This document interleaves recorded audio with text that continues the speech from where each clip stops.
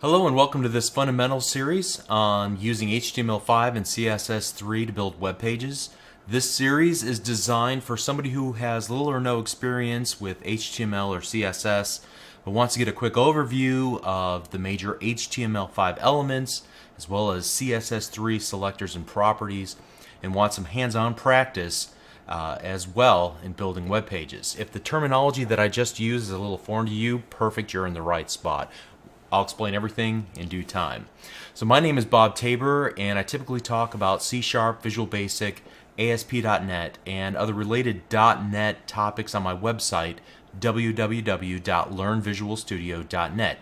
HTML5 and CSS3 are foundational topics that you're going to need to learn prior to learning popular web technologies like JavaScript and ASP.NET. So I'm excited that Channel 9 has invited me to create this series of videos. It's extremely important that you learn these concepts. Soon you'll be able to build not only web pages, but also native Windows 8 user interfaces using only HTML5 and CSS3. So it'll become increasingly a more and more vital skill beyond web development.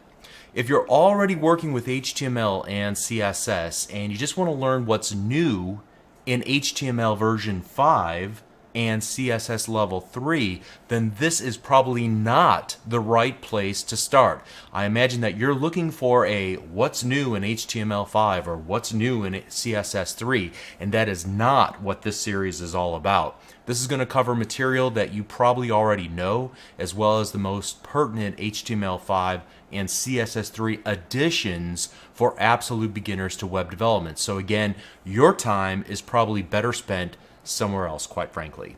All right, so here's what I want to accomplish in this series. We're going to start by building a complete example. Now, we're not going to win any design awards, but it's still going to get us busy typing away and writing both HTML5 and CSS3. And then next I'm going to dissect the HTML5 syntax. And in the course of this discussion, I hope to change any preconceived ideas that you might have about web design. Perhaps you're thinking I'm going to show you how to create beautiful web pages. That's not exactly what I'm going to do here. My focus is going to be on creating semantically correct web pages. That is at the heart of the newest features that have been added and offered by HTML5. If you don't know what I mean by that, then I assure you by the end of the series it'll become firmly cemented in your mind. Then we're going to talk about topics most developers skip over, thinking that they're not all that important, like doc types and validation and char sets, ems versus pixels versus percentages, and other geeky stuff. It's the good stuff that makes most normal people's eyes glaze over whenever you talk to them about it. And then we're going to talk about the importance of separating structure from aesthetics by separating out the work that we delegate to HTML5 from the work that we delegate to CSS3. We're going to discuss cascading style sheets and demonstrate many categories of properties that can be modified by the styles that we create. We're going to talk about the syntax, the units of measure, how to build reusable styles, and other best practices, and a bunch of other fun stuff. So my hope is that by the end of the series, you're going to be able to look at a web page that was developed by somebody else and you'll be able to make sense of it. You'll be able to pick it apart, understand what they did, what technique they used, and you'll learn from them as a result. My hope is that this series gets you oriented in the right direction towards learning more about web development. And to that end, in the final lesson in this series, I'm going to give you a list of about a dozen or so hot topics and other resources where you can continue on in your self-study. So let me give you a quick caveat before we begin. My goal is to teach you the basics of HTML5 and CSS3 in this course.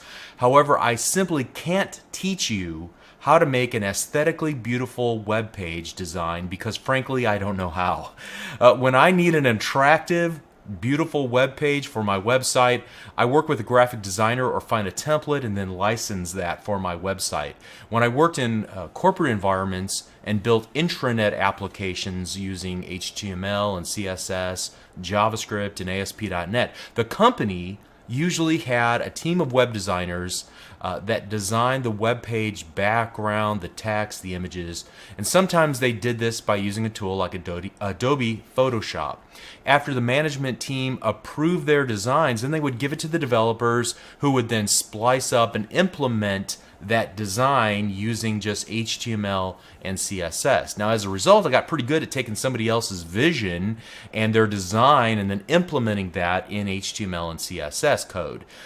There are many courses, there are many websites, there are many books that would love to teach you how to become a graphic designer. That is not what we're going to do here in this series. You'll be learning from a decidedly developer-centric perspective, okay? Furthermore, this series is not meant to be an exhaustive reference for HTML5 or CSS3. Beyond the standards document that all web browser vendors are encouraged to follow, I'm really not familiar with any single best source for this information. I'm sure there's one out there, but what I usually do is I know that something exists, I need a little more information about it, and then I just go out on the internet and do a search on my favorite search engine. And fortunately, there are tens of thousands of websites that post HTML and CSS tips and tricks. And I generally purchase a book, or maybe I'll find a little cheat sheet on the internet that'll help me remember the syntax of a given element or what have you. These are all helpful, and perhaps in the comments below, you and your fellow students can exchange links for the best resources that are out there. Finally, there are many great tools that'll help you to author web pages. There are even free tools from Microsoft that provide many amenities as you create your code, including HTML and CSS hints as you type, a design view that allows you to get a quick preview of your web page without having to load it into a web browser, and a lot more. However, just to keep things extremely simple, I'm going to utilize two tools that I know that you already have installed on your Windows computer, no matter whether you're running Windows 95 or running the latest, greatest operating system. I'm going to be using Notepad, that's right, just Notepad, and Internet Explorer. I'm going to type the code into Notepad, I'm going to save the file, and then I'm going to open it up in Internet Explorer. Now, since this is a series of videos on HTML version 5, you're going to need a web browser that'll support HTML5, so you're going to need a relatively newer release of Internet Explorer.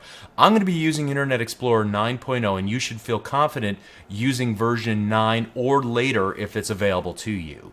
All right, after you finish this course, assuming that you are going to progress down a developer track and not a graphic designer track, I'd recommend following up by learning about JavaScript.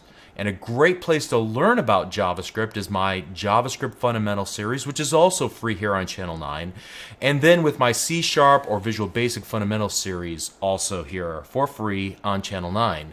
Then you should finally be able to move on to ASP.NET, and I have a number of great ASP.NET courses on my own website, www.learnvisualstudio.net. Please feel free to drop by and check it out. If you follow that path, you're going to be well positioned to build dynamic, data-driven websites for small business clients, or work in an IT department as a software developer at larger enterprises. Again, I'll have more to say about where to go from here at the very end in Lesson 18. Okay, before we get started, the videos embedded on the webpage on Channel 9 are presented somewhat smaller than how I originally record them, which is in high def, 1280 by 720. Now, I'll increase the font size of the text that I type into Notepad. However, if the text seems obscured or difficult to read, then it may have to do with the speed of your internet connection. In that case, you may want to download the videos to your computer first and watch them there. Also, you should be able to watch full screen. Take a moment to make sure you can see where to download the code on the pages that you're currently viewing these videos from, where you can download the video itself, how to go full screen in the video's player controls, and so on. Finally, you are in control of the viewing experience. To get the most out of this or any video series, you should become an active learner. Type the code in yourself to build muscle memory and to force your brain to understand what it is that the speaker is attempting to explain. Pause, Rewind the video. Ask questions in the comments area below the video. Active learners always learn more quickly. Commit the time and you'll have these ideas under your belt in no time at all. Okay, so let's go ahead and get started. In the next lesson, we're going to build our first HTML5 web page. That's pretty exciting stuff. I want to encourage you to get a plan in place to follow along and enjoy the entire process of learning. You can do this. It's fun, it's exciting, and we'll see you in the next lesson. Thank you.